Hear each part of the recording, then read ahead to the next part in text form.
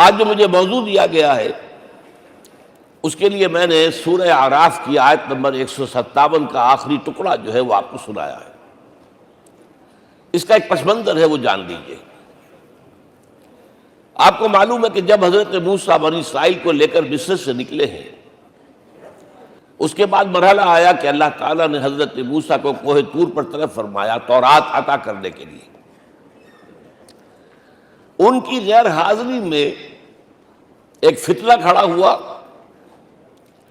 اور کچھ لوگوں نے ایک بچڑا بنا کر اس کی پرستش شروع کر دی بنی اسرائیل میں سے، سامری کا بنایا ہوا بچڑا۔ جب حضرت موسیٰ واپس آئے انہوں نے یہ دیکھا تو بہت غضبناک ہوئے، اور پھر اللہ تعالیٰ کے حکم سے فیصلہ ہوا کہ 12 قبیلوں میں سے جن لوگوں نے بھی یہ شرک کیا ہے ان کو انہی قبیلوں کے لوگ خود قتل کریں۔ کئی ہزار اسرائیل قتل ہوئے۔ یہ بہت بڑا یوں سمجھیے کہ پرج ہوا ہے اس قوم کے اندر۔ اس کے بعد پھر مزید اللہ تعالیٰ کی خدمت میں استغفار کے لیے حضرت موسیٰ علیہ السلام اپنے 70 بڑے بڑے سردار جو تھے 12 قبیلوں کے ان کو لے کر حاضر ہوئے۔ وہاں انہوں نے استغفار کیا اور ایک دعا کی، پروردگار وَاكْتُبْ لَنَا حَسَنَةً فِي الدُّنْيَا وَالْآخِرَةِ، ہمارے لیے نیکی کا اندراج کر دے، دنیا میں بھی آخرت میں بھی۔ جواب ملا اللہ تعالیٰ کی طرف سے، دیکھو عذاب تو میں جس کو چاہوں گا دوں گا، اور ویسے میری رحمت ہر شے کے ساتھ موجود ہے، ہر شے کا وجود میری رحمت سے ہے، لیکن ایک میری خاص رحمت ہے جو میں لکھ رکھوں گا ان لوگوں کے لیے جو میرے نبی امی آخری رسول ان پر ایمان لائیں گے صلی اللہ علیہ وسلم۔ وہ جب آئیں گے اور وہ نیکی کا حکم دیں گے، بدی سے روکیں گے، پاکیزہ چیزوں کو حلال قرار دیں گے، ناپاک چیزوں کو حرام قرار دیں گے، نوع انسانی کے اوپر جو بوجھ تھے جو اس وقت ہوں گے ان کو اتاریں گے۔ وہ جب آئیں گے تو جو لوگ فَالَّذِينَ آمَنُوا بِهِ نمبر 1، وَعَزَّرُوهُ نمبر 2، وَنَصَرُوهُ نمبر 3، وَاتَّبَعُوا النُّورَ الَّذِي أُنزِلَ مَعَهُ أُولَٰئِكَ هُمُ الْمُفْلِحُونَ۔ جو لوگ ان پر ایمان لائیں گے، ان کی تعظیم اور توقیر کریں گے، ان کی مدد کریں گے، اور جو نور ان کے ساتھ نازل کیا جائے گا یعنی قرآن، اس کی پیروی کریں گے، وہ ہوں گے جو فلاح پانے والے ہوں گے۔ میری خصوصی رحمت سے حصہ ان کو ملے گا۔ اب یہاں پہلے تو دعا کر لیجئے، اللہم ربنا اجعلنا منہم، اے اللہ ہم سب کو ان میں شامل فرما دے جو تیرے نبی کے ساتھ تعلق کی ان 4 بنیادوں کی شرائط کو پورا کر سکے، تقاضوں کو پورا کر سکے۔ اب ذرا ان میں سے ایک ایک کو لیجئے۔ ایمان جانی پہچانی چیز ہے، ایمان جسے کہتے ہیں، اس کی تشریح میں جانے کی ضرورت نہیں، وقت بھی محدود ہے، لیکن ایک بات سمجھنے کی ہے بہت ضروری۔ ایمان کے 2 لیول ہیں۔ ایک قانونی ایمان ہے جس کی بنا پر ہم ایک دوسرے کو مسلمان سمجھتے ہیں، اس کا تعلق اقرار باللسان کے ساتھ ہے، زبان سے کہنا اشہد ان لا الہ الا اللہ وحدہ لا شریک لہ واشہد ان سیدنا و مولانا محمد عبدہ ورسولہ۔ کوئی ہندو تھا، سکھ تھا، پارسی تھا، عیسائی تھا، یہ کلمہ کہے اور اسلام میں آ گیا۔ لیکن یہ زبانی کلامی ایمان جو ہے یہ انسان کی سیرت و کردار پر اثر انداز نہیں ہو سکتا۔ یہی وجہ ہے آج ہم دیکھ رہے ہیں مسلمان ہی جھوٹ بھی بول رہا ہے، مسلمان ہی بے ایمانی بھی کر رہا ہے، مسلمان ہی خیانت بھی کر رہا ہے، مسلمانوں کے لیڈر بلینز کی خیانت کر رہے ہیں۔ یہ کون ہے؟ سب مسلمان ہیں۔ وہ اس کی وجہ کیا ہے کہ ہم صرف قانونی مسلمان ہیں اور ہمارا ایمان قانونی ایمان ہے۔ اس کے لیے اسلام کا لفظ قرآن میں آیا ہے سورہ حجرات میں، قالت الاعراب آمنا قل لم تؤمنوا ولکن قولوا اسلمنا۔ اے نبی یہ بدو کہہ رہے ہیں ہم ایمان لے آئے، ان سے فرما دیجئے تم ہرگز ایمان نہیں لائے ہو، یوں کہو کہ ہم مسلمان ہو گئے ہیں۔ ولما يدخل الايمان في قلوبكم، ابھی تک ایمان تمہارے دلوں میں داخل نہیں ہوا۔ بہرحال اللہ کا شکر ہے اس نے ہمیں مسلمانوں میں پیدا کر دیا، ورنہ ہم میں سے کتنے ہوتے اگر کہیں اور پیدا ہو گئے ہوتے تو نعمت اسلام سے بھی ہم بہرہ ور ہو سکتے، کیا کہہ سکتے۔ اصل ایمان ہے جب وہ دل میں داخل ہو جائے، یقین بن جائے۔ اسی لیے بچپن میں یاد کیا ہوگا ایمان مجمل، آمنت باللہ کما ہوا باسمائہ و صفاتہ وقبلت جمیع احکامہ اقرار باللسان و تصدیق بالقلب۔ جب تصدیق بالقلب ہوگی تو اب اس کے تقاضے جو ہیں عملی پیدا ہوں گے۔ ان تقاضوں میں سے ایک میں دو حدیثوں کے حوالے سے آپ کے سامنے رکھ رہا ہوں۔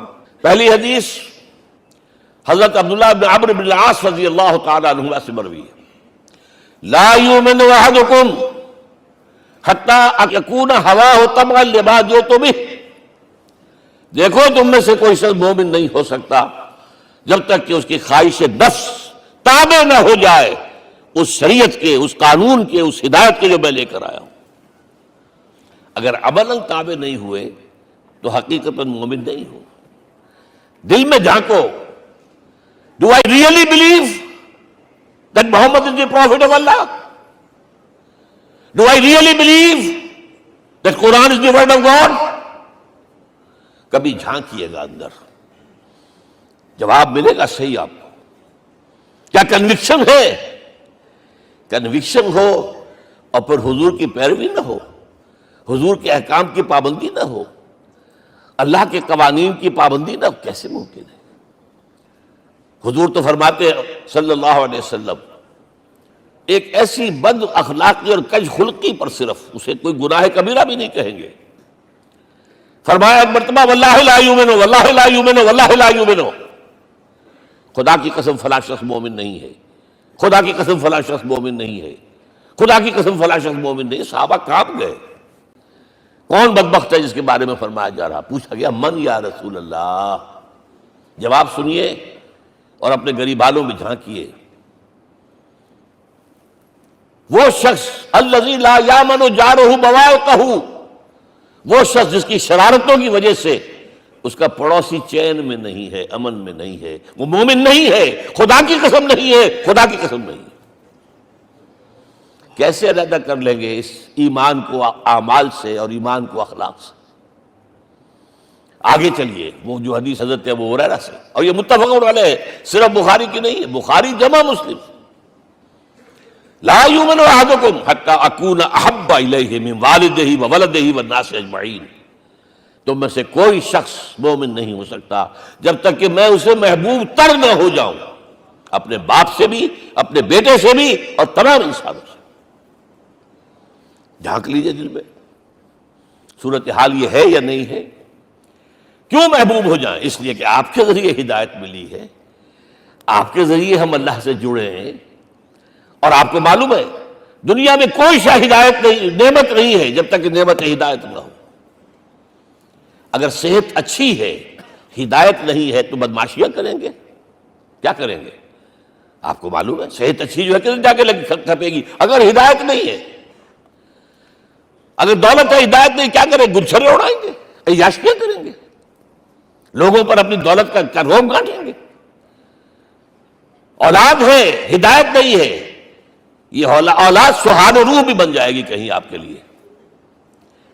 کوئی شے نعمت نہیں ہے جب تک کہ نعمت ہدایت نہ ہو، اور ہدایت ہمیں ملی محمد الرسول اللہ صلی اللہ علیہ وسلم کے ذریعے۔ تو آپ سے بڑھ کر محبوب کون ہوگا؟ اس کے ضمن میں ایک بڑا پیارا واقعہ آتا ہے۔ حضرت عمر سے پوچھتے ہیں حضور ایک مرتبہ، عمر تمہیں مجھ سے کتنی محبت ہے؟ اندازہ کیجئے کہ اس قدر اپنائیت کسی سے ہوتی ہے تب یہ سوال ہوتا ہے، عمر تمہیں مجھ سے کتنی محبت ہے؟ عرض کیا حضور مجھے آپ دنیا کے ہر انسان سے زیادہ محبوب ہیں۔ فرمایا اور اپنی جان سے؟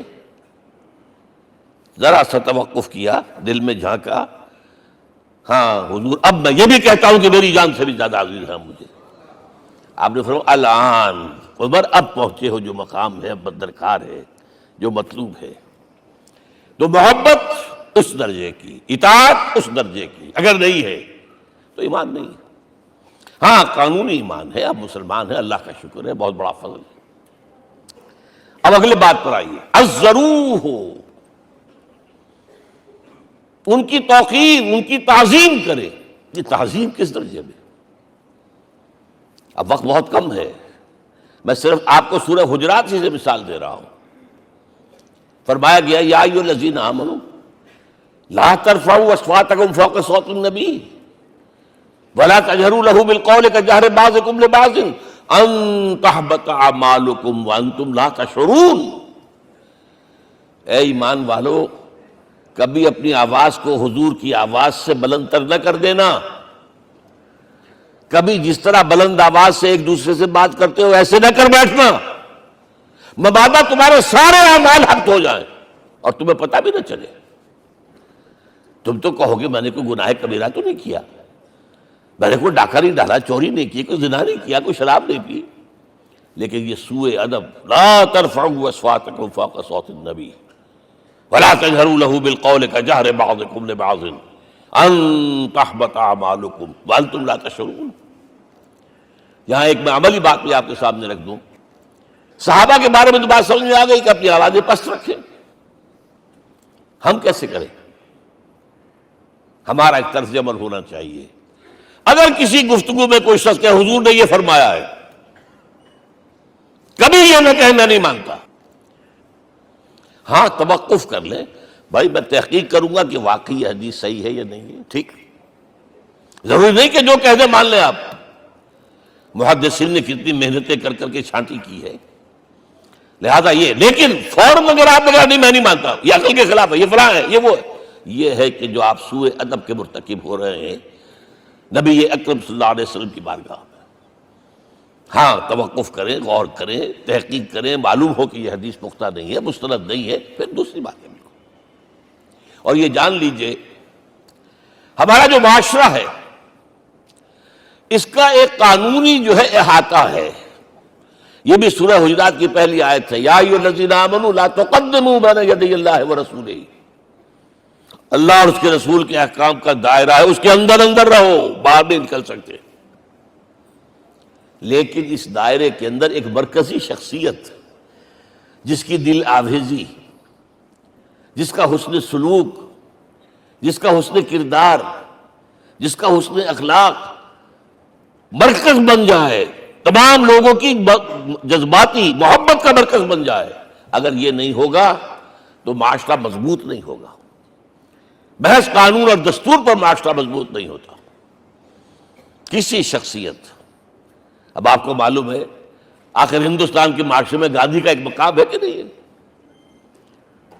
آخر یہ سارا معاملہ چل رہا ہے اسی کے گرد کے نہیں؟ ماؤ زے تنگ کے معاملہ ہے کہ نہیں ہے؟ یہ سارا معاملہ دنیا میں عام لوگ کہہ دیتے، ریشنلسٹ لوگ، کہ ان چیزوں کی کیا ضرورت ہے؟ بھائی قانون دیکھنا چاہیے، دستور دیکھنا چاہیے، حکم دیکھنا نہیں. بھائی جذباتی وابستگی ہے کہ ایک ہستی تو ایسی ہو کہ جس کے کچھ کہنے پر فوراً زبانیں بند ہو جائیں. اور اس کا نقشہ میں سعودی عرب میں دیکھتا ہوں، اگر وہاں کے دو بدو لڑ رہے ہوں سخت اور ایک دوسرے کو کھانے کو دوڑ رہے ہوں، کوئی شخص کہتے صلی علی النبی، فوراً خاموش. معلوم ہوتا ہے آگ کے اوپر کسی نے پانی ڈال دیا، خاموش، صلی علی النبی، صرف یہ کہنے سے.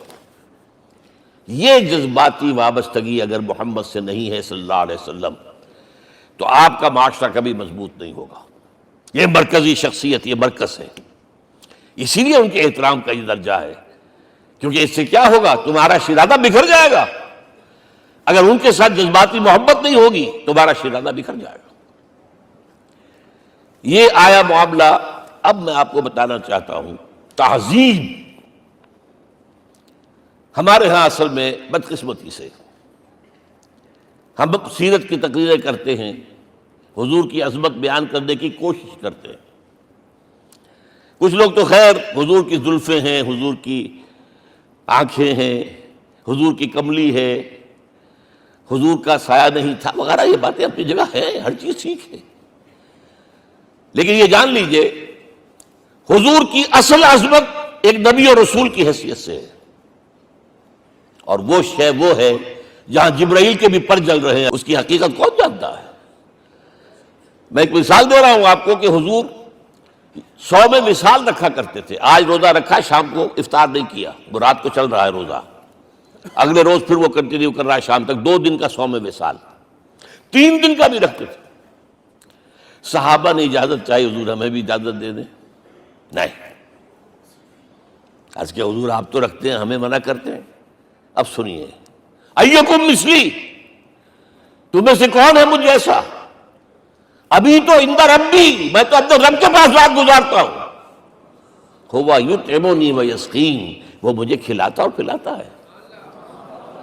کیا سمجھیں گے ہم؟ کیا ہماری سمجھ میں آئے گا؟ یہ معاملہ نبوت کے جو اسرار و رموز ہیں، ان کا جو مقام اور مرتبہ ہے، وہ کوئی نبی پہچان سکتا، غیر نبی تو پہچان ہی نہیں سکتا۔ ایک ڈاکٹر کا کیا مقام ہے اپنے فن میں، وہ کوئی ڈاکٹر ہی سمجھ سکے گا نا، غیر ڈاکٹر کہاں سمجھے گا؟ اور حقیقت میں وہی سمجھے گا جو اس سے بھی اوپر کا ڈاکٹر ہے، نیچے والا تو نہیں سمجھ سکتا۔ جو کمتر ہے وہ تو صرف اوپر دیکھے گا، اللہ اللہ خیر صلی اللہ۔ جو اوپر ہے اور ظاہر ہے محمد سے اوپر کوئی نہیں صلی اللہ علیہ وسلم۔ یہی وجہ ہے، دیکھیے شیخ سعدی کو کیا کہنا پڑا، یا صاحب الجمال و یا سید البشر من وجهك المرير لقد نور القمر لا يمكن الثناء كما كان حقه بعد از خدا بزرگ توئی قصہ مختصر۔ اے محمد صلی اللہ علیہ وسلم، آپ کی ثنا جیسے کہ حق ہے ہو ہی نہیں سکتی۔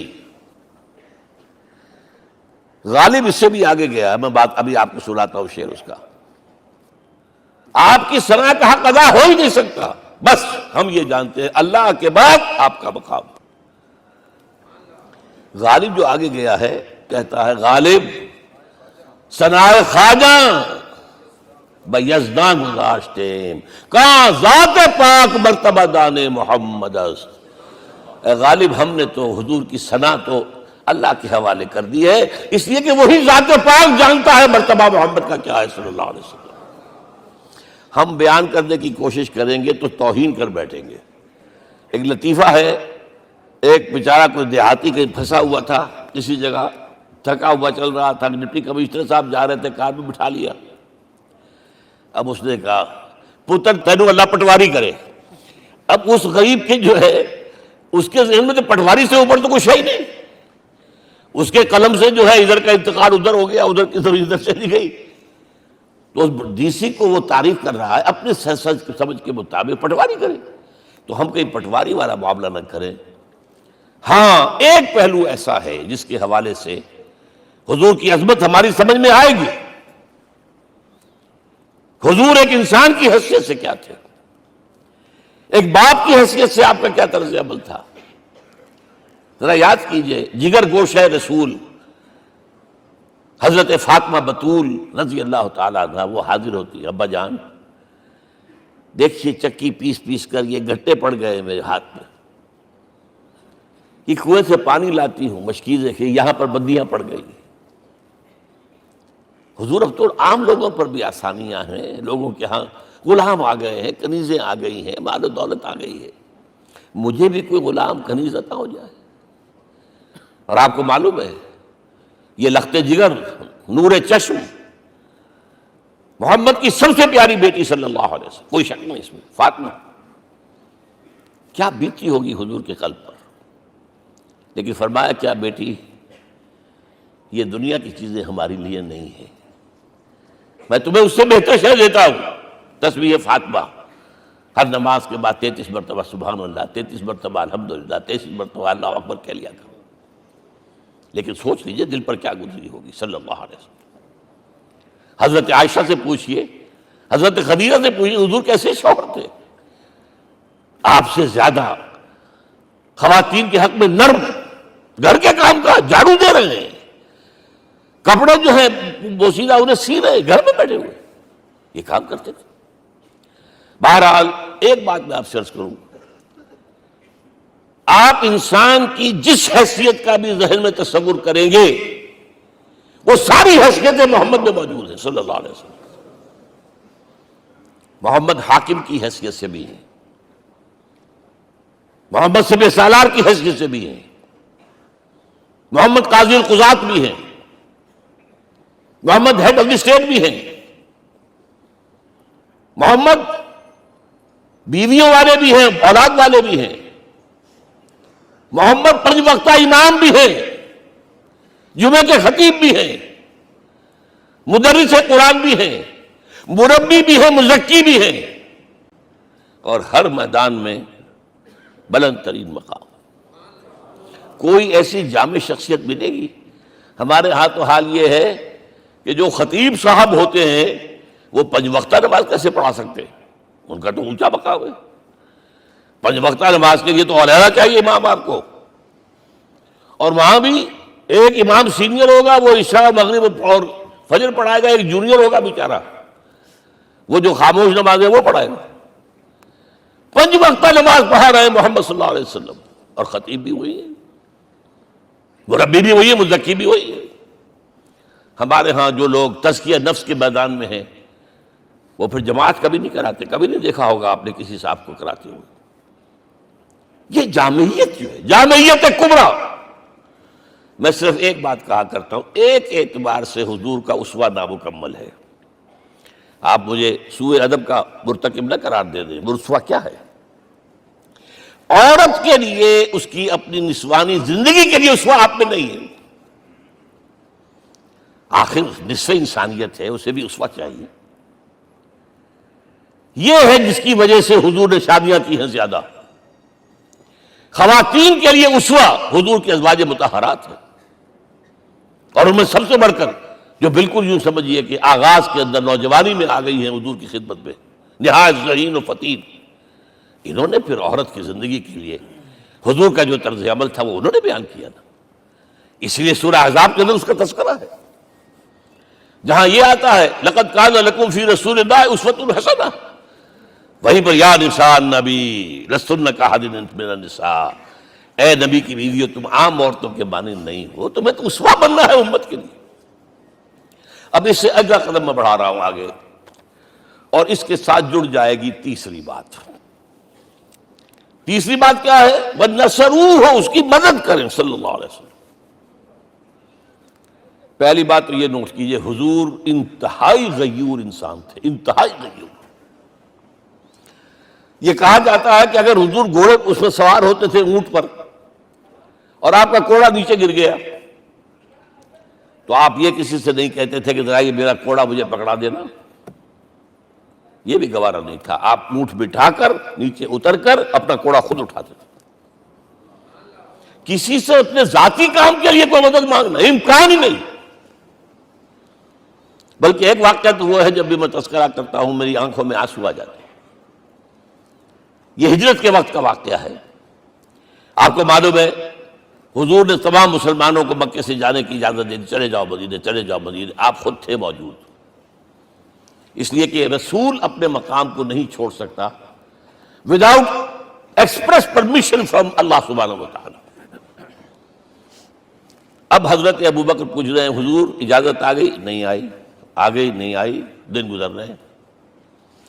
حضرت عائشہ کی روایت ہے ایک روز ہم نے دیکھا دوپہر کے وقت آ رہے ہیں حضور، کپڑے سے اپنا سر جو ہے ڈھانپا ہوا ہے۔ عرب میں دوپہر کے وقت وزٹ کرنا جو ہے یہ ان کے خلاف دستور ہے، ان کی تہذیب کے خلاف، یہ قیلولے کا وقت ہوتا۔ تو حیران ہوئے، آتے ہی فرمایا ابوبکر ہجرت کی اجازت ہو گئی۔ اب انتہائی خوشی سے اور بڑی امید میں کہ بڑی شاباش ملے گی، حضرت ابوبکر فرماتے ہیں، عرض کرتے ہیں حضور میں نے 2 اونٹیاں تیار کر رکھی ہیں، خوب کھلا پلا کے انہیں فرما کیا ہوا ہے، یہ ہجرت میں ہمارے کام آئے گی۔ حضور تھوڑا سا توقع فرماتے ہیں، پھر کہتے ہیں اچھا ٹھیک ہے، ایک میں استعمال کروں گا لیکن میں اس کی قیمت ادا کروں گا۔ حضرت ابوبکر رو پڑے، حضور مجھ سے یہ مغایرت، سائے کے تناب کے ساتھ رہنے والا، اس سے یہ مغایرت، ذرا سے اشارے پر اپنی کم سن بیٹی پیش کر دی نکاح کے اندر، اس سے یہ مغایرت، رو پڑے۔ لیکن حضور کی اپنی غیرت تھی، میں قیمت دوں گا۔ اب بتائیے مدد کا کے لیے درکار تھی؟ مدد تھی ان کے مشن کے لیے۔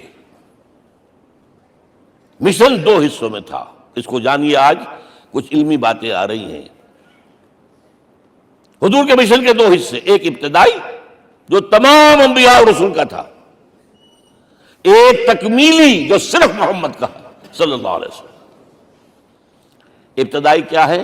اللہ کی طرف دعوت، تبلیغ۔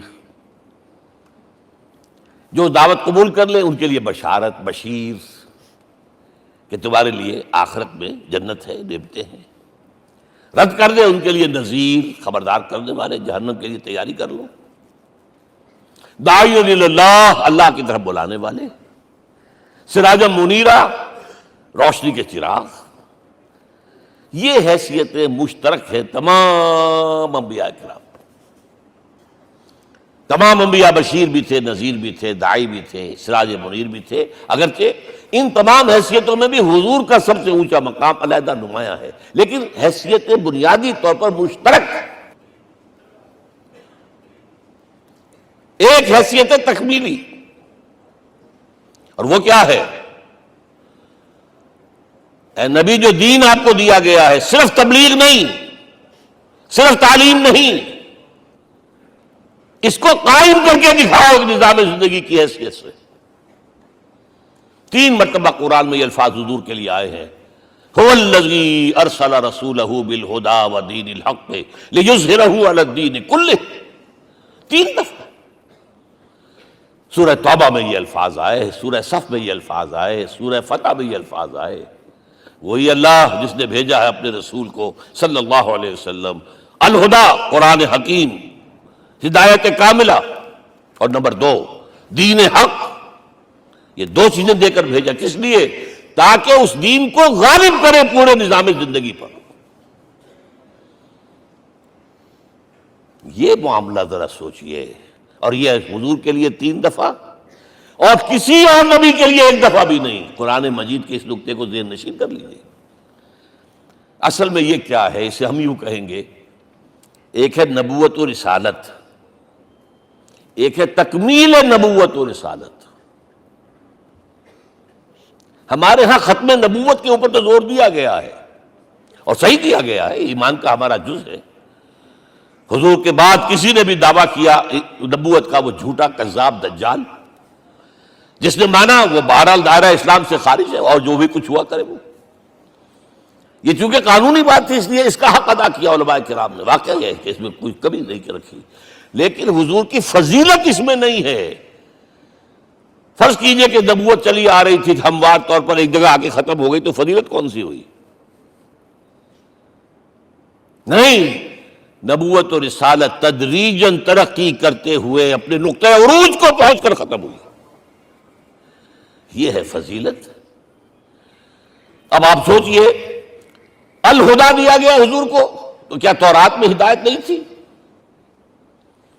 سورہ اعراف کی آیت ہے، سورہ مائدہ کی، انا انزلنا التوراۃ فیہا ھدی ونور۔ ہم نے نازل کی تھی تورات، اس میں ہدایت بھی تھی، نور بھی تھا۔ ہم مانتے ہیں اللہ کی کتاب تھی۔ وہی فرمایا ہے انجیل فیہا ھدی ونور، اس میں ہدایت بھی تھی، نور بھی تھا۔ پھر یہ الہدا قرآن آیا۔ یہ کیا ہے؟ ہدایت نے درجہ بدرجہ ترقی کرتے ہوئے قرآن میں آ کر کامل ہو گئی، ہدایت کامل۔ وجہ کیا ہے؟ انسان کا شعور بھی تو درجہ بدرجہ بڑھا ہے۔ ایک وقت تھا ہمارا بچپن تھا، فکر کے اعتبار سے، سوچ کے اعتبار سے، علم کے اعتبار سے، ہمارے آباء و اجداد کبھی جو رہتے تھے گھروں کے اندر یا کبھی آئے ہیں تو کیا تھا ان کے پاس؟ اب اس وقت جو ہے کسی کو آپ پرائمری کے بچے کو پی ایچ ڈی ڈاکٹر رکھ دیجئے ٹیوٹر، تو کیا پڑھائے گا تو وہی جو پرائمری کا بچہ سمجھ سکے۔ لہذا وہ جو کہا گیا تھا آدم کو اس زمین کی خلافت دیتے، فَإِمَّا يَأْتِيَنَّكُم مِّنِّي هُدًى فَمَن تَبِعَ هُدَايَ فَلَا خَوْفٌ عَلَيْهِمْ وَلَا هُمْ يَحْزَنُونَ۔ یہ ہدایت رفتہ رفتہ آئے گی، آئے گی، آئے گی، آئے گی۔ اور یہ بات جان لیجئے، پروفیسر ڈاکٹر محمد شریف نے جو کتاب لکھی ہے فلسفے کی تاریخ پر، اس میں بتایا ہے کہ 1200 برس انسانی تاریخ کے بہت ہی پروڈکٹیو ہے فلسفیانہ فکر کے لیے۔ From 600 BC to 600 AD، 1200 years, سارے فلسفے اسی میں پیدا ہوئے۔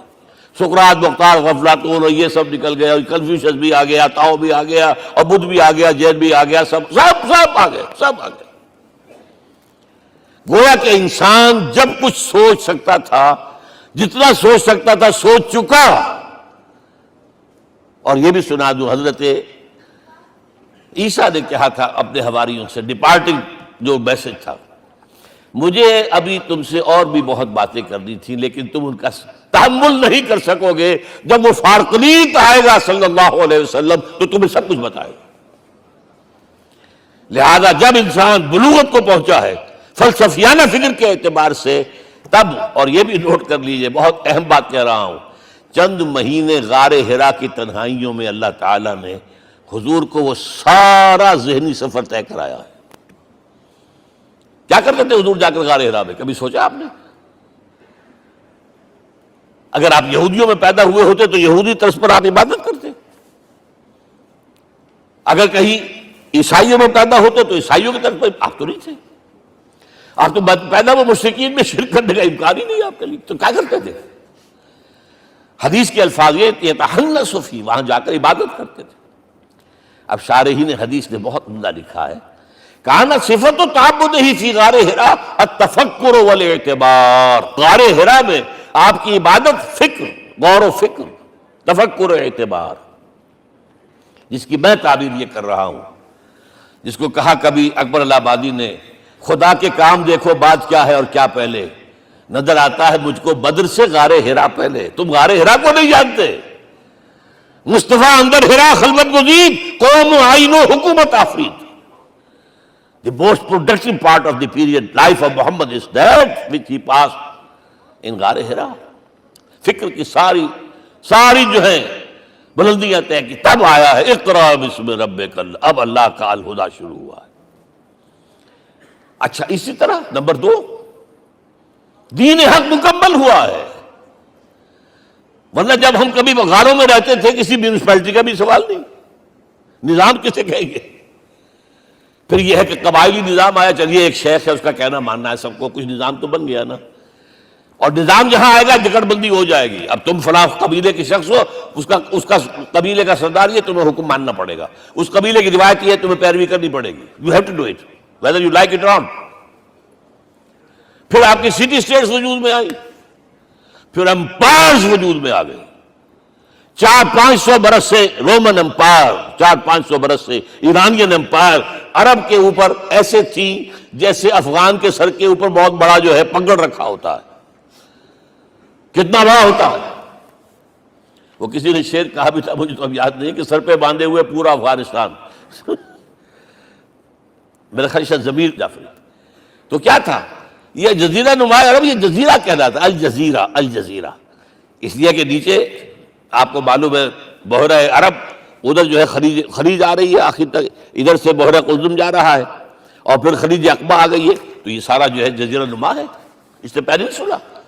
لیکن عرب اوپر 2 اور ہیں، عراق عرب، شام عرب۔ عراق عرب پر قبضہ ایران کا، شام عرب پر رومیوں کا۔ اور جب یہ سلطنتیں بن گئیں تو گویا کہ انسان شکنجے میں آ گیا، ظلم، محنت کرے کسان، عیش کرے جاگیردار، اور بادشاہ محل بنائے، لگان وہاں سے آ رہا ہے، از جفائے دے خدایاں کشتے دہقانہ خراب، کرگے پر بیٹھا ہوا کوئی کھدر بن رہا ہے، ٹیکس دو۔ بادشاہ محل بھی بنائے گا، یاشیاں بھی کرے گا، سارا نسوانی حسن جو ہے کوہ قاف کا لے آئے گا اپنے ہاں، اور پھر فوج بھی رکھے گا، ذرا تم نے گردن اٹھائی تو تمہاری سرکوبی کرنے کے لیے فوج تیار ہے۔ یہ جب جکڑ بند آئی ہے انسان پر، تب محمد کو بھیجا گیا ہے، دی لیبریٹر، اسے آزاد کرانے والا، دین حق دیا گیا۔ یہ دین حق قرآن مجید میں اسی لیے کہا گیا، یہ میں کہہ رہا ہوں تکمیل رسالت النبوت، الیوم اکملت لکم دینکم واتممت علیکم نعمتی ورضیت لکم الاسلام دینا۔ آج میں نے تمہارے لیے تمہارے دین کو کامل کر دیا ہے، یہ مکمل نظام زندگی ہم نے دیا ہے، پہلے تھا ہی نہیں۔ لہذا کسی اور نبی سے یہ نہیں کہا گیا کہ اس کو غالب کرو، میں نے آپ کو بتا دیا کہیں نہیں ہے، نہ نوح، نہ ہود، نہ صالح، نہ ابراہیم، نہ موسیٰ، نہ عیسیٰ، کوئی بھی نہیں۔ اور حضور سے کہا گیا یہ دین اب غالب کرو۔ اگر صرف تم کتاب میں لکھ کر دے جاؤ اور اس کے مثال پیش نہ کر سکو، دنیا کہے گی بہت اچھی شاعری ہے، آج بھی آپ کو معلوم ہے دی ریپبلک کتاب زندہ ہے، لیکن آج تک ایک دن کے لیے بھی وہ نظام کہیں قائم ہوا ہے؟ ہم یہی کہیں گے کہ ٹھیک ہے، یہ جو ہے ایک خواب ہے، اللہ اللہ سر، اس کے سوا کیا یوٹوپیا ہے؟ اس نظام کو قائم کر کے دکھاؤ۔ اب آپ اس کو اینالائز کر لیجئے، اچھی طرح سمجھ لیجئے۔ It was the revolutionary role which was assigned to محمد صلی اللہ علیہ وسلم۔ نظام کو بدلنا، اسی کا نام تو انقلاب ہے۔ انقلاب کسے کہتے ہیں؟ دنیا میں دو نظام ایک جگہ نہیں ہو سکتے، مذہب 100 بھی ہو سکتے ایک جگہ۔ مذہب لمیٹڈ ہے، آپ کی ذاتی زندگی، آپ کے کچھ عقائد ہیں، کچھ عبادات ہیں، کچھ رسومات ہیں، کچھ سوشل رائٹس ہیں، یہ ہے بس۔ تو یہ تو 100 بھی دے کین کو ایگزسٹ۔ امریکہ میں کتنے ہیں؟ مسلمان گئے مسجدیں بنا لی ہیں، ہندو گئے مندر بنا لیے ہیں، سکھ گئے ہیں ان کے گردوارے بنے ہوئے ہیں، سلوتے یعنی یہودیوں کے عیسائیوں سے تو بے شمار ہے ہی ہے، لیکن ہے ہمہ مذہب۔ لیکن دین تو دو نہیں ہو سکتے، یا ڈیموکریسی ہوگی یا بادشاہت ہوگی، ایک تو دو تو نہیں ہو سکتے۔ یا کیپٹلزم ہوگا یا سوشلزم ہوگا، دو تو نہیں ہو سکتے۔ یا تھیوکریسی ہوگی یا ڈیموکریسی ہوگی، دو نہیں ہو سکتے۔ اور یہ بھی آپ کو معلوم ہے دنیا میں کہیں ویکیوم نہیں ہے نظام کے اعتبار سے، کبھی نہیں رہا ہے۔ ہر ایک نظام موجود ہے۔ آپ کوئی دوسرا نظام لانا چاہتے ہیں، پہلے اس کو جڑ سے اکھیڑنا پڑے گا۔ گفت رومی ہر بنائے کوہنا کا باداں کنند، تو نہ دانی اولا تعمیر راں ویرا کنند۔ رومی نے کہا ہے کہ دیکھو، اگر کوئی نئی تعمیر تمہیں کرنی ہو تو تم جانتے نہیں ہو پہلے پرانی تعمیر کو گرانا پڑتا ہے۔ پہلے آپ نظام جڑ سے کھینچ کر پھینکیں گے باہر، تب نظام لائیں گے نا۔ اور یہ ظاہر بات ہے جو نظام بھی ہے اس کے ساتھ ویسٹڈ انٹرسٹ ہے، اس کے ساتھ پریولیج کلاسز ہیں۔ دے وانٹ اسٹیٹس کو، وہ کوئی تبدیلی نہیں ماننے کو تیار، کیونکہ اسی نظام کی شاخوں پر تو ان کے گھونسلے بنے ہوئے، وہی سے تو مفادات ان کے وابستہ ہے۔ لہذا نظام جو ہے بدلنے کے لیے جانیں دینی پڑتی ہیں، خون بہانا پڑتا ہے، جان جوکھوں کا کام کرنا پڑتا ہے، اس کے بغیر نظام نہیں بدلتا۔ اور محمد کا رول صلی اللہ علیہ وسلم، یہ ہے وہ عظمت محمد کی جو انسان نے پہچانی ہے۔ میں 3 گواہیاں آپ کے سامنے پیش کر رہا ہوں، 1 from the east, 2 from the west, 3 کئی ملوے ہے۔ یہی لاہور 1920، یہاں ایک بریڈلا ہال ہوتا تھا، اس بریڈلا ہال میں ایم این رائے کی ایک تقریر۔ And who was M N Roy? Personal friend of Lenin, member of the Communist International. He knew what revolution is. اور اس نے ہسٹوریکل رول آف اسلام تقریر کی لاہور کے اندر 1920 میں، اور اس نے کہا تاریخ انسانی کا عظیم ترین انقلاب وہ تھا جو محمد نے برپا کیا صلی اللہ علیہ وسلم۔ میں تو اس کی ذہانت کی داد دیے بغیر نہیں رہا۔ اس نے کہا بعض مورخین یہ جو فتوحات کی ہیں صحابہ کرام نے، ان کو سمجھ بیٹھتے ہیں جیسے اٹیلا نے فتوحات کی ہیں یا چنگیز خان نے کی ہے یا کسی اور، کہاں وہ کہاں یہ، وہاں صرف تباہی آتی تھی۔ اور محمد صلی اللہ علیہ وسلم کے پیروکاروں نے جب دنیا فتح کی ہے، نئی تہذیب دی ہے، نیا تمدن دیا ہے، نیا نظام دیا ہے، روشنی دی ہے، علوم کو تازہ کیا ہے، علوم ایجاد کیے ہیں۔ یہ ہے وہ انقلاب جو محمد نے برپا کیا صلی اللہ علیہ وسلم۔ یہ کتاب آج بھی ہندوستان میں چھپتی ہے، بمبئی میں، دی ہسٹوریکل رول آف اسلام۔ اور میں سمجھتا ہوں کہ ہندو ہے، کمیونسٹ ہے اور گواہی دے رہا ہے۔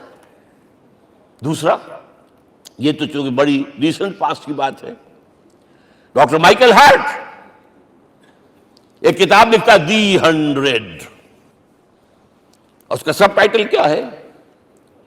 A selection and gradation of the 100 most influential personalities of the human race, human history۔ پوری انسانی نسل میں سے ان لوگوں کو چن لو جنہوں نے اس کی تاریخ کے دھارے کے رخ کو موڑا ہو۔ ادھر جا رہا تھا ادھر کر دیا، ادھر جا رہا تھا ادھر کر دیا۔ جن لوگوں نے بھی تاریخ کا دھارا موڑا، پہلے سلیکٹ کر لو، سلیکشن۔ 100 آدمی کا ہم آ گئے، اب گریڈیشن ان میں سب سے زیادہ کس نے کیا؟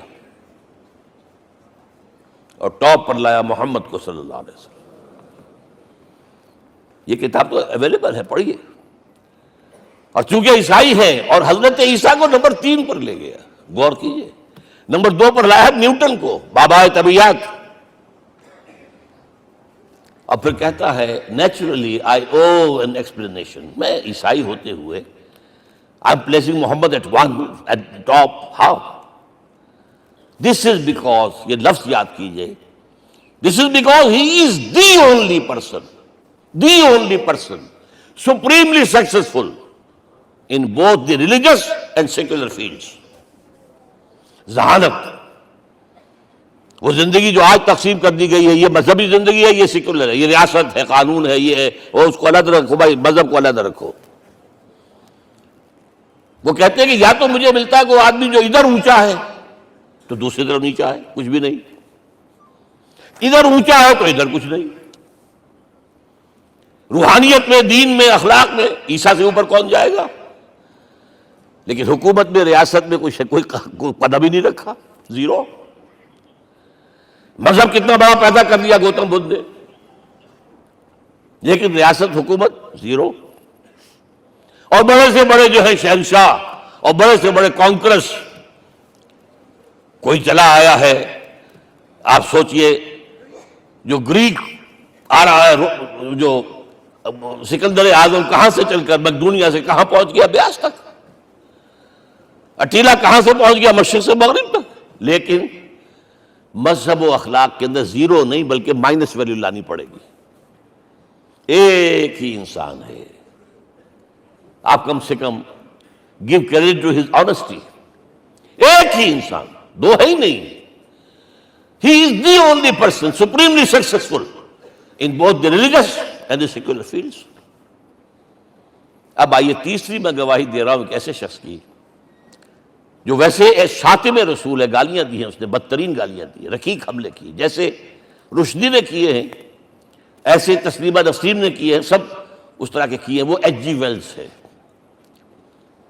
فکشن سٹوری رائٹر، ہسٹورین بھی ہے. 2 کتابیں ہیں اس کی تاریخ پر، تاریخ انسانی عالم، short history of the world and concise history of the world. جو رقیق حملے کیے ہیں میں اس کا ذکر نہیں، اس لیے کر دیا کہ معلوم ہے وہ دشمن ہے، دوست نہیں ہے. اگر کسی کا دوست ہوگا تو تعریف کر ہی گا. وہ دشمن ہے، میں اسٹیبلش کرنا چاہتا ہوں، ہی از انیمی. اور عربی زبان کا ایک مقولہ یہ ہے کہ الفضل ما شہدت بہ الاعداء، فضیلت تو وہ ہوتی ہے جس کی گواہی دشمن دے. جب وہ آیا ہے concise history of the world میں، چیپٹر آخری حضور کا، جو حضور کے چیپٹر میں جو آخری بات خطبہ حجۃ الوداع کو کوٹ کیا ہے، لا فضل لعربی علی عجمی ولا لعجمی علی عربی ولا لاحمر علی اسود ولا لاسود علی احمر الا بالتقوی. کسی عرب کو کسی عجمی پر کوئی فضیلت نہیں، کسی عجمی کو کسی عرب پر کوئی فضیلت نہیں، کسی گولے کو کسی کالے پر کوئی فضیلت نہیں، اور کسی کالے کو کسی گورے پر کوئی فضیلت نہیں. ہاں، تقویٰ کے ساتھ فضیلت ہے. اب ذرا میرا ایک لفظ نوٹ کیجئے، کیا لکھتا ہے اس پر؟ Although the sermons of human freedom, fraternity and equality were said before also, and we find a lot of these sermons in Jesus of Nazareth. مسیح ناصری حضرت عیسیٰ علیہ السلام کے ہاں بھی وعظ تو ہمیں بہت ملتے ہیں، but it must be accepted that it was Muhammad sallallahu alaihi wasallam who for the first time in history established a society based on these principles. انسانی حریت، اخوت، مساوات، اس کے وعظ کہنے تو بہت آسان ہے، تقریریں کرنی تو بہت آسان ہے، لیکن ان ویلیوز کو باقاعدہ اسٹیبلش کرنا ایک سوسائٹی میں ماننا پڑتا ہے. یہ اسے دینا پڑا ہے کریڈٹ جو بھی ہے. لیکن ایک بات نوٹ کر لیں، مبادہ کہیں آپ میرے بارے میں سوء ظن ہو جائے، تازہ ایڈیشن جو اب اویلیبل ہے اس میں سے یہ نکال دیے گئے ہیں. آج کے جو ان کے ایڈیٹرز ہیں ان کے حلق سے نیچے نہیں اتر رہے. اتنی بڑی حقیقت. آپ پنجاب لائبریری یا پبلک لائبریری سے جا کے پرانا ایڈیشن لیجئے، concise history of the world کے اندر آپ کو یہ الفاظ مل جائیں گے. Although the sermons of human fraternity, Freedom and equality were said before also. And we have a lot of these sermons in Jesus of Nazareth. But it must be accepted that it was Muhammad sallallahu alaihi wasallam who for the first time in history established a society based on these principles. اب یہ جو mission میں نے آپ کے سامنے رکھا، ایک بنیادی مشن قرآن کی تبلیغ کرو، تبلیغ کرو، تبلیغ کرو، تبلیغ کرو. یا ایھا رسول بلغ ما انزل الیک من ربک وان لم تفعل فما بلغت رسالتہ. نمبر 2، جو دین حق دیا اسے غالب کرو، قائم کرو، نافذ کرو، اس کی مثال پیش کرو دنیا کے سامنے. ان دونوں میں مدد درکار تھی محمد الرسول اللہ کو. جیسے حضرت مسیح نے کہا تھا، وَإِذْ قَالَ عِیسیٰ ابْنُ مَرْیَمَ لِلْحَوَارِیِّینَ مَنْ أَنصَارِی إِلَى اللَّهِ، کون ہے میرا مددگار اللہ کی راہ میں. جیسے کہ اللہ فرماتے سورہ حدید میں، بڑی پیاری آیت ہے، بڑی ریولوشنری آیت ہے، بلکہ میں لفظ استعمال، بڑی ننگی انقلابی آیت ہے قرآن مجید کی. اتنا صاف اللہ تعالیٰ ہی سچ بول سکتا ہے، کوئی اور تو ضرور کہیں نہ کہ اس کے اوپر کوئی کپڑا ڈال کے بات کرے گا. آیت نمبر 25 آف سورۃ الحدید، لقد ارسلنا رسلنا بالبینات، ہم نے اپنے رسولوں کو بھیجا واضح نشانیوں کے ساتھ، معجزات کے ساتھ. وانزلنا معهم الکتاب والمیزان، ان کے ساتھ کتاب اتاری، شریعت اتاری، میزان اتاری، نظام اتارا. لِيَقُومَ النَّاسُ بِالْقِسْطِ، تاکہ لوگ عدل پر قائم ہوں. اس لیے کتاب کیوں بھیجی، رسول کیوں بھیجے، نبی کیوں بھیجے، وحی کیوں بھیجی؟ تاکہ لوگ عدل پر قائم ہوں. یہ اس سے بڑی آیت کوئی ہوگی؟ عدل اجتماعی، سوشل جسٹس. اب اگلا ٹکڑا پڑھیے، وَأَنزَلْنَا الْحَدِيدَ، ہم نے لوہا بھی اتارا ہے، فِيهِ بَأْسٌ شَدِيدٌ، اس سے اسلحہ بنتا ہے، جنگی قوت ہے. وَلِيَعْلَمَ اللَّهُ مَن يَنصُرُهُ وَرُسُلَهُ بِالْغَیبِ، اور اللہ دیکھ لینا چاہتا ہے کون ہے اس کے وفادار بندے جو لوہے کی طاقت کو ہاتھ میں لے کر اللہ اور اس کے رسول کی مدد کرتے ہیں. دین اللہ کا، اسے قائم کرنا اللہ کی مدد ہے، اسے قائم کرنا محمد کا فرض ہے، اس کے جد و جہد کرنا محمد کی مدد ہے صلی اللہ علیہ وسلم. یہ تھی نصرت. اور یہ نصرت آپ کو معلوم ہے حضور کی زندگی میں صحابہ نے کرام نے کی ہے کہ نہیں کی؟ جو شخص ایمان لایا فوراً داعی بن گیا، فوراً. ابو بکر ایمان لائے، اور 6 جو ہیں عشرہ مبشرہ میں سے چوٹی کے صحابہ، وہ ان کی دعوت پر ایمان لائے. سعد ابن ابی وقاص، طلحہ، زبیر، عثمان، سعید ابن زید، یہ سب کون ہیں؟ حضرت ابو بکر کی دعوت. نوجوان ہیں. مصعب بن عمیر کو گھر سے نکال دیا چچا نے، اور برہنہ کر کے نکالا ہے کم وقت نے، اس لیے کہ باپ مر گیا تھا، بہت دولت چھوڑ گیا تھا. ماں نے بڑے ناز و نام میں پالا تھا. کہتے 200 درہم کا جوڑا اس کا بن کر آتا تھا شام سے. جیسے کبھی ہم کہتے تھے کہ پنڈت نہرو کے کپڑے جو ہے پیرس سے سل کر آتے ہیں، اور جہاں سے گزر جاتا تھا مصعب، اتنا اس نے لگایا ہوتا تھا عطر کہ پوری گلی جو ہے وہ خوشبو سے جو ہے بھر جاتی. چچا نے بلایا، تم جو یہ گلچھرے کر رہے ہو اپنے باپ کی دولت پر نہ، اور تم اسے کہتے ہو کافر، نکل جاؤ گھر سے. کوئی چلنے لگے، he was a ten ager, چلنے لگے. وہ سمجھا تھا کہ میرے یہ کہنے سے اس کے تو اس کو تارے نظر آ جائیں گے، یہ فوراً جو ہے توبہ کرے گا، پلٹ آئے گا. چلنے لگے تو اسے اور غصہ آیا، یہ کپڑے بھی اسی باپ کے ہیں، اتارو. وہی اتارے کپڑے. مادرزاد برہنہ ہو کر ماں کے پاس گئے ہیں. ماں نے آنکھوں پر ہاتھ رکھا، مصعب کیا ہوا ہے؟ فرمایا امی میں موحد ہو گیا ہوں. یہ ہے توحید. اور اب جا کر حضور کے دامن میں بیت ارقم میں اب ہمہ وقت کارکن ہے، قرآن اتر رہا ہے، پڑھ رہے ہیں، سمجھ رہے ہیں، قرآن اتر رہا ہے، یاد کر رہے ہیں، یاد کر رہے ہیں. اور اس کے بعد جب کہا تھا مدینے والوں نے بیعت عقبہ اولیٰ پر کہ حضور ہمارے سے آپ کی ملاقات تو سال کے بعد ہی ہوگی، درمیان میں تو آپ کو معلوم ہے خونریزی ہے، کوئی قافلہ بچ کے نہیں آ سکتا، تو اب آپ ہمیں کوئی اپنا شاگرد دیجئے. مصعب بن عمیر کو حضور نے کہا جاؤ ان کے ساتھ. وہاں ان کا نام پڑ گیا المقری، پڑھانے والا، قرآن پڑھانے والا. 75 آدمی اگلے سال لے کر آ گیا ہے، اور اسی سے بیعت عقبہ ثانیہ ہوئی ہے، اور ہجرت کا راستہ کھل گیا. اور اس کو ایک دفعہ حضور نے دیکھا، مسجد کے دروازے کے سامنے سے گزر رہا تھا، مصعب پھٹا ہوا کمبل تھا جس میں پہلے لپیٹا ہوا تھا. حضور کی آنکھوں میں آنسو آ گئے. غزوہ احد میں شہید ہوا کس طرح؟ علم بردار تھا، ایک ہاتھ پر وار پڑا ہے، کٹ کے گر گیا، ایک ہاتھ سے تھاما، دوسرے پر بھی گر گیا، دونوں جو بچے ہوئے حصے تھے اس سے تھاما. پھر جب ختم ہو گئے اس کے بعد جو ہے جب دفن کر رہے تھے تو حضور کے سامنے پرابلم لایا گیا. مصعب کے جسم پر تو کوئی کپڑا ہی نہیں تھا سوائے ایک چادر کے، ایک دھوتی. اللہ اللہ خیر اللہ. اور شہید کا کفن ہوتا ہے اس کا اپنا لباس. حضور وہ اتنا چھوٹی ہے وہ چادر کہ پاؤں ڈھانپتے ہیں تو سر کھل جاتا ہے، سر ڈھانپتے ہیں تو پاؤں کھل جاتے ہیں. فرمایا سر کو ڈھانپ دو کپڑے سے اور پیروں پر گھاس ڈال دو. That was the last dress which Musab got. تو یہ لوگ جو تھے محمد رسول اللہ والذین معہ، یہ ساتھی حضور کے جنہوں نے حضور کے مشن میں آپ کا ساتھ دیا. اور ایک خاص مرحلے کا تو میں آپ کے سامنے ذکر ہی کر دوں، اس لیے کہ دین کی اقامت، دین کا غلبہ، اس میں تو جہاد اور قتال آئے گا لا محالہ. Nobody is going to allow you to change the system.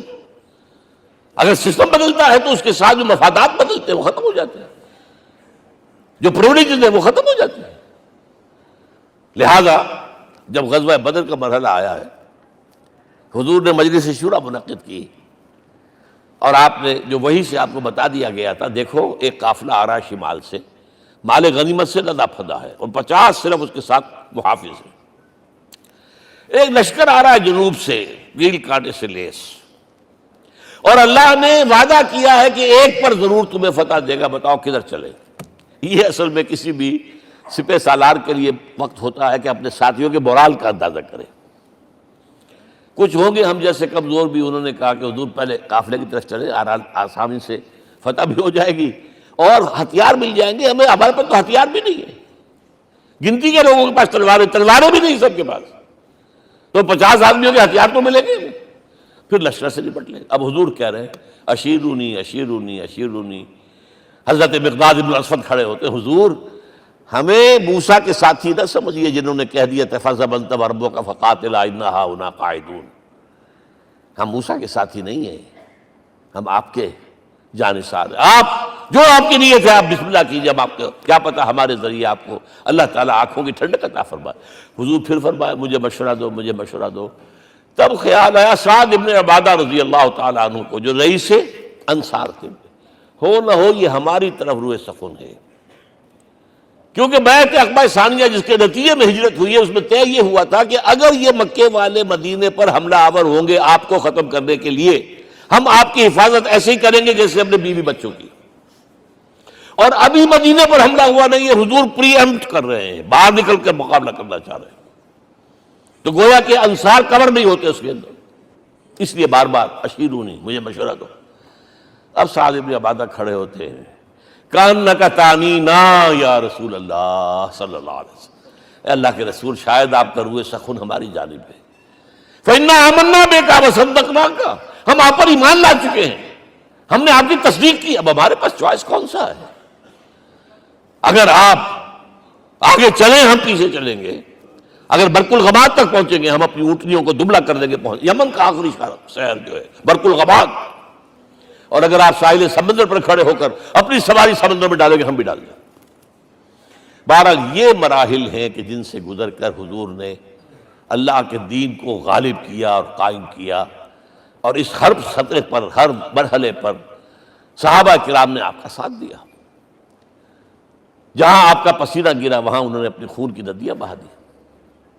محمد رسول اللہ والذین معہ اشداء علی الکفار رحماء بینہم. یہ ہے در حقیقت عظمت محمد صلی اللہ علیہ وسلم.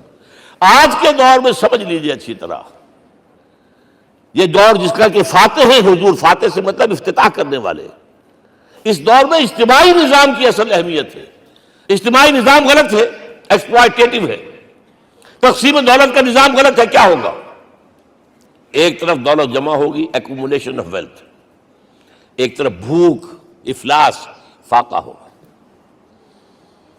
شاہ ولی اللہ دہلوی کہتے ہیں کہ جس معاشرے میں تقسیم دولت کا نظام غلط ہو جائے یہ دو دھاری تلوار ہے، دو دھاری، دونوں طرف کاٹتی ہے۔ ایک طرف دولت جمع ہوگی تو عیاشیاں ہوں گی، بدماشیاں ہوں گی، گلچرے ہوں گے، وہ بھی خراب، معاشرے کے لیے خراب۔ اور ایک طرف فقر ہوگا اور بھوک ہوگی اور فاقہ ہوگا، یہ بھی خراب۔ اس لیے کہ حضور فرماتے ہیں کاد الفقر ان یکون کفرا، فقر تو انسان کو کفر کی حد تک پہنچا دیتا ہے، لہذا فق کو کل نظام کو توڑنا ہوگا۔ یہ الفاظ ہے شاہ ولی اللہ دہلوی رحمۃ اللہ علیہ کے، جو 12ویں صدی ہجری کے مجدد ہیں۔ اس نظام کو بدلنا، اب آپ سوچئے حضور صلی اللہ علیہ وسلم نے جب اپنے اس مشن کی تکمیل کر لی، تو میں اب دو باتیں آپ کو بتا رہا ہوں۔ چونکہ حضور کی بعثت صرف عرب کے لیے نہیں تھی، صرف عربوں کے لیے نہیں تھی، صرف ملک عرب کے لیے نہیں تھی۔ اگر یہ ہوتا تو آپ کا کام مکمل ہو گیا تھا، پورے عرب میں اللہ کی حکومت قائم ہو گئی، ایک ایک شخص تک قرآن پہنچ گیا۔ لیکن 5 جگہ قرآن میں آیا ہے وَمَا أَرْسَلْنَاكَ إِلَّا كَافَّةً لِلنَّاسِ بَشِيرًا وَنَذِيرًا، ہم نے نہیں بھیجا آپ کو مگر تمام انسانوں کے لیے بشیر اور نذیر بنا کر۔ لہذا کام مکمل نہیں ہوا۔ اقبال کہتا ہے وقت فرصت ہے کہاں، کام ابھی باقی ہے، نور توحید کا اتمام ابھی باقی ہے۔ یہ بھی تکمیل رسالت کا مظہر ہے کہ حضور سے پہلے کوئی رسول پوری نوع انسانی کے لیے نہیں بھیجا گیا، آپ پہلے رسول ہیں اللہ کے اور آخری جو پوری نوع انسانی کے لیے بھیجے گئے۔ حضرت عیسیٰ نے بھی یہی کہا تھا اپنے حواریین سے، تو سینٹ پال نے اسے تبلیغی مذہب بنایا ہے۔ انجیل میں اب بھی الفاظ موجود ہیں کہ I have been sent in search of the lost sheep of the house of Israel، میں تو اسرائیل کے گھرانے کی کھوئی ہوئی بھیڑوں کی تلاش میں بھیجا گیا ہوں، صرف بنی اسرائیل کے لیے۔ قرآن بھی کہتا ہے رسولا الی بنی اسرائیل، واحد رسول ہیں جو پوری دنیا کے لیے بھیجے گئے۔ اچھا کہہ دینا تو آسان ہو گیا، اس کا مطلب کیا ہے؟ جب تک پوری دنیا پر اللہ کا دین غالب نہ ہو، محمد کا مقصد بعثت ہنوز شرمندہ تکمیل ہے، اور یہ ہوگا، اس کی خبر دی ہے۔ یہ ایک تحفہ میں لے کر آیا آپ کے لیے، 8 صفحے ہیں، لیکن یہ سمجھیے کہ یہ سونے کے حروف سے شر لکھے ہوئے ہیں، وہ احادیث، وہ آیات جن میں حضور نے خبر دی ہے کہ پوری دنیا پر اللہ کا دین غالب ہوگا۔ ہو نہیں سکتا کہ دنیا ختم ہو جائے اور محمد کا مقصد بعثت ابھی مکمل نہ ہو، ناممکن۔ جن آیات کو پڑھیے، ان میں پھر احادیث پڑھیے۔ میں صرف 2 حدیثیں آپ کو سنا دوں۔ ایک میں حضور نے اپنے زمانے سے لے کر قیامت تک کے 5 ادوار گنائے ہیں، آپ پڑھ لیجیے گا، ٹیکسٹ ہے یہ، اور خدا کے لیے اس کی قدر کیجیے گا۔ یہ آیات ہیں، احادیث پھینک نہ دیجیے خدا کے لیے کہیں۔ اور اس کے اندر جو ہے اس وقت کے جو مایوسی کے اندھیارے ہمارے اوپر چھائے ہوئے ہیں، اس کا علاج ہے کہ نہیں، اور بھی دور فلک ہیں ابھی آنے والے، ناز اتنا نہ کریں ہم کو ستانے والے۔ بہرحال حضور نے جب اپنا مشن عرب کی حد تک مکمل کر لیا تو اب ایک بات نوٹ کیجئے، خطبہ حجۃ الوداع 1.25 لاکھ کا مجمع، حضور نے اپنے اس خطبے میں اپنی تعلیمات کے جو اہم نکات تھے انہیں اور دہرایا 3 مرتبہ ایک بات کی ہے۔ لاؤڈ سپیکر تو تھا نہیں، پہلے آپ ادھر رخ کرتے تھے، آپ کہتے تھے کچھ، ادھر لوگ آدمی آگے کھڑا ہوا اس کو آگے پہنچاتا اور آگے پہنچاتا تھا، پھر آپ سامنے رخ کر کے کہتے تھے، پھر بائیں طرف رخ کر کے 3 مرتبہ، ایک لفظ 3 مرتبہ۔ آخر میں ایک سوال کیا ہے، الا هل بلغت، دیکھو لوگوں میں نے پہنچا دیا یا نہیں؟ کیونکہ قرآن میں تحدید آئی تھی، اے نبی، یا ایھا النبی بلغ ما انزل الیک من ربک وان لم تفعل فما بلغت رسالتہ، اے نبی جو کچھ تم پر نازل کیا گیا اللہ کی طرف سے پہنچا دو، اور اگر نہیں کیا تو رسالت کا حق ادا نہیں ہوگا۔ اور اس میں سورہ اعراف کی آیت نمبر 6 اگر پڑھ لیں، فَلَنَسْأَلَنَّ الَّذِينَ أُرْسِلَ إِلَيْهِمْ وَلَنَسْأَلَنَّ الْمُرْسَلِينَ، ہم ان سے بھی پوچھیں گے جن کی طرف رسولوں کو بھیجا، اور رسولوں سے پوچھیں گے ہم نے تمہارے پاس اپنا پیغام پہنچایا تھا، تم نے پہنچایا کہ نہیں لوگوں کو؟ اس لیے حضور نے گواہی دی، الا هل بلغت، دیکھو میں نے پہنچا دیا کہ نہیں؟ اور جواب کیا ملا؟ انا نشهد انك قد بلغت الرسالة واديت الامانة ونصحت الامة وكشفت الغمة، ہم گواہ ہیں حضور آپ نے رسالت کا حق ادا کر دیا، امانت کا حق ادا کر دیا، ہماری خیر خواہی کا حق ادا کر دیا، اور گمراہی کے اندھیرے جو ہے انہیں چھانٹ کر رکھ دیا۔ اب آپ نے آسمان کی طرف نگاہ کی، انگشت شہادت سے وہی 3 مرتبہ اللہم اشہد اللہم اشہد اللہم اشہد، اللہ تو بھی گواہ ہے، یہ مان رہے۔ یہ ہے سائی آف ریلیف، یہ بوجھ جو میرے کندھے پر آیا تھا اِنَّا سَنُلْقِي عَلَيْكَ قَوْلًا ثَقِيلًا، یہ اب منتقل ہو گیا، اب امت کو منتقل ہوا۔ لہذا آخری لفظ کیا تھا؟ فَلْيُبَلِّغِ الشَّاهِدُ الْغَائِبَ، اب جو یہاں موجود ہیں ان کا فرض ہے کہ پہنچائیں ان کو جو یہاں نہیں ہے۔ میں صرف تمہارے لیے رسول نہیں ہوں، ایک ایک فرد نوع بشر تک دنیا میں جو اس وقت ہے، اور ایک ایک فرد نوع بشر جو آخر تک آئے گا قیامت تک، اس تک قرآن پہنچانا تمہارے ذمہ ہے۔ ہم نے نہیں پہنچایا، اسی لیے آج ہم اللہ کے عذاب میں ہیں۔ آج کیوں ذلیل کے کل تک نہ تھی پسند گستاخی فرشتہ ہماری جناب میں؟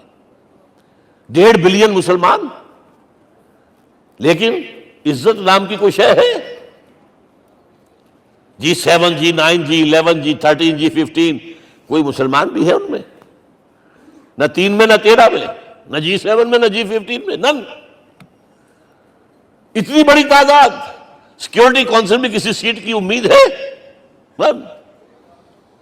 آپ کے وسائل پر ان کا قبضہ ہے، آپ کی ٹیکسیشن کے احکام وہاں سے آ رہے ہیں۔ ریٹ بڑھاؤ، چینی کے اس کے بڑھاؤ، اور فلاں کے بڑھاؤ، اور بجلی کے بڑھاؤ، اور تیل کے بڑھاؤ، کیا ہو رہا ہے؟ کیوں دلیل ہے؟ اور نمبر 2، آج دنیا میں خون اگر بہ رہا ہے تو صرف مسلمان کا ہو گیا، مانند آب ارزاں مسلمان کا لہو۔ 60 سال سے کشمیر اور فلسطین، پھر درمیان میں صومالیہ، چچنیا، کوسوو، یہ سب بوسنیا، پھر آپ کو معلوم ہے فلپائنز، پھر جو کچھ ہوا افغانستان میں، اور جو کچھ ہوا اب ہو رہا ہے، جو کچھ ہوا عراق میں۔ یہ کیوں ہے؟ We are criminals number 1. We have not done our duty. ہم نے قرآن کو اپنا امام نہیں بنایا، دوسروں کے سامنے کیا پیش کریں گے؟ ہمارا اپنا سارا نظام سود کے اوپر مبنی ہے۔ بہرحال پہلا فرض یہ ہے، اب اس کو پہنچاؤ، اور یہاں تک فرمایا بلغوا عنی ولو آیۃ، پہنچاؤ میری جانب سے چاہے ایک ہی آیت، preach on my behalf۔ یہ کام جو ہے، جو کہا گیا تھا، واقعہ یہ کہ میں 50 برس سے کر رہا ہوں، یہ آج کی بات نہیں ہے۔ تکمیل اور تدوین فن میں جو بھی حفیظ کا حصہ ہے، نصف صدی کا قصہ ہے، 2-4 برس کی بات نہیں۔ میں میڈیکل کالج کے زمانے سے درس قرآن دے رہا ہوں، جب یہ طلبہ کے اجتماعات کے درمیان درس قرآن ہوتا تھا، جماعت اسلامی کا رکن تھا تو درس قرآن ہوتا تھا، اور اس کے بعد سے میری زندگی کا بیشتر وقت اس میں لگا، بیشتر اور بہتر۔ یہ حضور کا حکم ہے، پہنچاؤ میری جانب سے چاہے ایک یاد پہنچاؤ۔ اچھا، نمبر 2، اب حکم دیا گیا، اس کی مثال میں دے رہا ہوں آپ کے سامنے۔ جب ایران کے ساتھ جنگ شروع ہوئی ہے تو سپہ سالار افواج ایران رستم نے وفد بلایا ایک، اے عربو، تم پہلے بھی ہم پر حملے کیا کرتے تھے، لیکن پہلے لوٹ مار کر کے واپس چلے جاتے تھے۔ یہ جان لیجئے، یہ ہسٹری کا ایک موقع ہے خاص، کہ ایک سیٹلڈ سویلائزیشنز ہوتی ہیں، اور ایک وہ جو رہتے ہیں سطح مرتفع پر، وہاں پانی نہیں ہوتا، وہ فصل کہاں سے آ جائے گی؟ یا ریگستان میں جو وہاں بستے ہیں وہ کیا کرتے ہیں؟ وہ وقتاً فوقتاً جاتے ہیں، جھپٹا مارتے ہیں، لوٹ مار کرتے ہیں، لے کر وہاں سے دولت آتے ہیں، اسی پر ان کی گزارا تھا۔ تم پہلے بھی آیا کرتے تھے، لوٹ مار کر کے چلے جاتے، اس دفعہ پیچھا نہیں چھوڑ رہے، وجہ کیا؟ ایسی پیاری، یہ کئی روایتوں میں آیا ہے، الفاظ مختلف ہو سکتے ہیں۔ جو مسلمان وفد کا سربراہ تھا اس کا جواب سنیے، انا قد ارسلنا، دیکھو رستم، پہلے ہم خود آتے تھے، اب ہمیں بھیجا گیا ہے۔ اللہ نے بھیجا محمد کو، محمد نے بھیجا ہمیں صلی اللہ علیہ وسلم۔ کس لیے؟ لنخرج الناس من ظلمات الجہالۃ الی نور الایمان ومن جور الملوک الی عدل الاسلام۔ اس لیے بھیجا گیا ہمیں کہ نوع انسانی کو شرک اور کفر کی جہالتوں سے نکال کر ایمان کی روشنی میں لائیں، اور بادشاہوں کے ظلم و ستم کے پنجے سے نجات دلا کر عدل اسلام. دیکھو ہمارا خلیفہ چٹائی پر بیٹھتا ہے عمر رضی اللہ تعالیٰ عنہ، اس کے لیے تو کوئی خدم و حشم نہیں ہے، کوئی باڈی گارڈ نہیں ہے. ایک آیا تھا سفیر ایران کا، مدینے میں آ کر گھوما پھرا، کوئی محل نظر نہیں آیا اسے. پوچھتا ہے مسلمانوں سے اینا ملککم، بھائی تمہارا بادشاہ کہاں ہوتا ہے؟ جواب ملا لیس لنا ملکن بل لنا امیر، ہمارا کوئی بادشاہ نہیں، ہمارا امیر ہے. کہاں ہے بھائی؟ ہمارے بیت المال کے کچھ اونٹ گم ہو گئے تھے کہ بھائی ملے نہیں، ہمارا خلیفہ تلاش کرنے گیا. اب اس نے کسی کو لیا ہوگا آئیڈینٹیفائی کر سکے، ڈھونڈ کر جا کر ایک جگہ دیکھا، دھوپ تیز ہو گئی تھی، حضرت عمر تھک گئے تھے، لہذا ایک درخت کے سائے میں اپنے کوڑے کا تکیہ بنا کر لیٹے ہوئے استراحت فرما رہے ہیں. کوئی خادم نہیں، کوئی خدم و حشم نہیں، کوئی باڈی گارڈ نہیں. اس وقت وہ کھڑے ہو کر کہتا ہے عمر تم عدل کرتے ہو، تمہیں کوئی خوف نہیں ہے. ہمارے بادشاہ ظلم کرتے ہیں، لوگوں کا خون پیتے ہیں، انہیں ہر وقت ڈر رہتا ہے، انہیں اونچی اونچی فصیلیں چاہیے، انہیں باڈی گارڈ چاہیے، انہیں حفاظتی دستے چاہیے. یہ مثال پیش کی ہے نا، یہ کوئی فیری ٹیلز تو نہیں ہے، یہ تو آج کی تاریخ ہے، 1400 برس پرانی تاریخ ہے بھائی، کوئی پرانی نہیں ہے، کوئی 10,000 سال پرانی بات نہیں ہے. اور وہی عمر ہے، انہیں بلایا گیا ہے بیت المقدس. وہاں جو مسلمانوں کا محاصرہ تھا وہ طول کھینچ گیا، فصیل بہت اونچی مضبوط، اور اندر ہر طرح کا رسد بھی موجود ہے، راشن بھی ہے، پانی بھی ہے. عیسائیوں کا قبضہ تھا. عیسائی پادری آئے فصیل پر، مسلمانوں تم اگر قیامت تک بھی یہاں پڑے رہے محاصرہ کر کے، یہ کبھی فتح نہیں ہوگا شہر. ہاں یہ فتح ہونا ہے، ہماری کتابوں میں ہے، لیکن ایک درویش بادشاہ کے ہاتھوں فتح ہوگا. تمہارے اندر ہمیں وہ درویشی نظر نہیں آ رہی. وہ چونکہ کچھ عرصہ ہو گیا تھا، شام میں پہنچ گئے تھے، خربوزے کو دیکھ کے خربوزہ رنگ پکڑتا ہے، اچھا لباس پہننا شروع کر دیا. اور وہاں تھے امین هذه الامہ ابو عبیدہ بن الجراح رضی اللہ تعالی عنہ، یکی از عشرہ مبشرہ. ان کا فوراً کلک کیا، یہ بادشاہ مدینے میں بیٹھا ہوا تو ہے. یہاں سے ریکویسٹ کی گئی ہے آپ تشریف لائیے. اب 700 میل کا سفر ہے، کوئی ذاتی سفر نہیں، کسی بیٹے کے کنووکیشن میں کے لیے نہیں گئے ہیں، کوئی انٹوریج نہیں ہے، کچھ نہیں. ایک اونٹ، ایک خادم، اور اسی اونٹ پر راستے کا راشن، لہذا ایک آدمی بیٹھ سکتا ہے. اب ایک منزل خلیفہ اوپر تشریف فرما ہے اور خادم مہار پکڑ کر آگے چل رہا. اگلی منزل خادم اوپر بیٹھا ہے اور خلیفہ مہار پکڑ کے آگے چل رہا ہے.